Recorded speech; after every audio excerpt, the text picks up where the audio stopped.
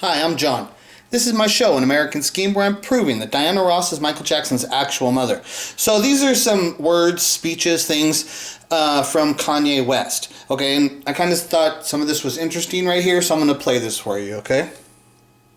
No matter how many people tell me, stop believing in yourself. Stop saying what you can do. Stop affirming what you're going to do and then completing that in real life. That's the improper way to do it. I refuse to follow those rules that society has set up in the way that they control people with low self-esteem, with improper information, with branding, with marketing. I refuse to follow those rules. It's about truth. It's about information. It's about awesomeness. And the only luxury is time. The time you spend with your family. That's the only luxury.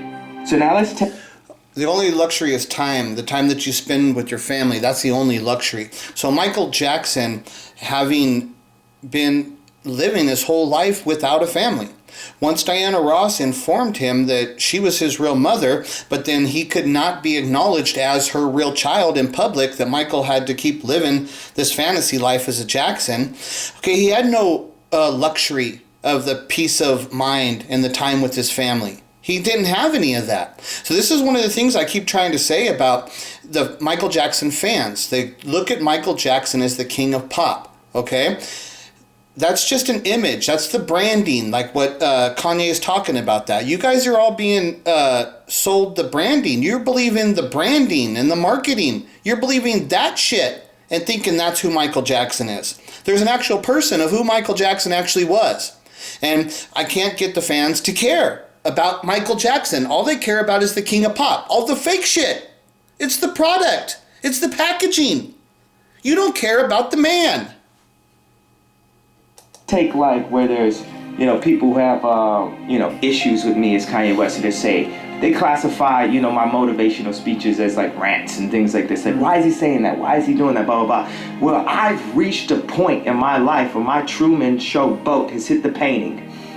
And I've got to a point that Michael Jackson did not break down. I have reached the glass ceiling. As a creative person, as a celebrity. When I say that, it means I want to do product. I am a product person. Okay, so he wants to do product. This is like where I would have issues with Kanye West. It's like, well, what are you really trying to achieve? What's the whole point of your message? That everybody in the world should dress like you? Everybody in the world should be rich and have the glamorous life of fame and fortune of what you've lived? That's not the point of life. First of all, not everybody can be fame and fortune and rich and all that. So that's obviously not the point of life. Just because you've achieved that kind of achievement in your life, that doesn't mean you're more special than anybody else in the world. Now, those experiences have given you life experience, which is allowing you to speak on a more intellectual level and stuff. It's like, yeah, I appreciate your speaking here, Connie, and stuff you're saying, but I doubt that you are what you think you are and shit, right? So now he said that he's to the point where he's going to break that glass ceiling and do things that Michael Jackson was not able to accomplish, okay? And this is what I keep trying to tell the fans. And Kanye was talking about, like, the truth in the world. The truth of the world, the truth in things is what matters so much more important than any of the other stuff, is the truth. And what I keep trying to say to the Michael Jackson fans is that Michael Jackson's true story is going to overcome all of the evils that exist in our society. So when Kanye West is trying to say he's breaking the glass ceiling, things that Michael Jackson couldn't do, he's wrong. What Michael Jackson is going to do is completely destroy all of the lies and all of the mistreatment of society and all the ills that we were raised, everything. Michael Jackson's real story is going to destroy all of that stuff. So there's like the glass ceiling stuff, it's not even going to be there when the truth of Michael Jackson's story, it will be abolished like it never even existed. And Kanye's still trying to say, I'm going to break down the glass ceiling for this one specific thing. I'm going to be a young, poor black guy, and I'm going to raise to fame and fortune in the clothing industry or whatever, I'm going to be a rich business. So he's going to say, I broke the glass ceiling. I'm going to be allowed to be a voice. That's one little tiny little thing.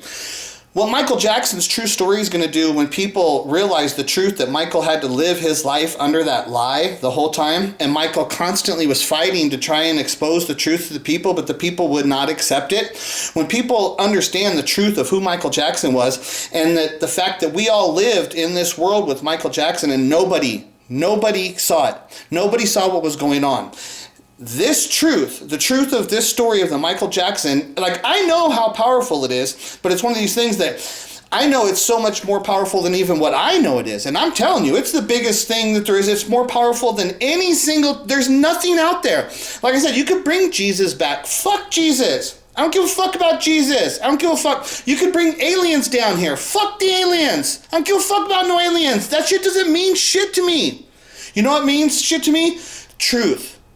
Truth, understanding the truth and how we were influenced in our world that we were raised in, how it affected us, how it affects our culture, how it affects our souls. That's what I'm interested in. That's what Michael Jackson's story does. It brings truth and clarity to the whole world as a whole. Everybody's going to witness this thing. We don't need to witness Jesus. We don't need any fucking fake glass ceilings to be fucking torn down. We don't need no aliens to come here and fucking give us the life secrets for all of our lives. We don't need any of that shit. We need to be able to recognize a truth that happened in our times, of which we all witnessed and experienced for ourselves, and we can then analyze how we were fucking misled and misinformed and used, and how Michael Jackson had to live his life under that umbrella, and how it affected him as being the person he was, but having to deal in the world of being an entertainer with all these idiot fans who are looking to you, you know, and all they really do is worship the king of pop, when Michael Jackson's sitting back alone by himself and saying, boy, I wish somebody could actually understand me.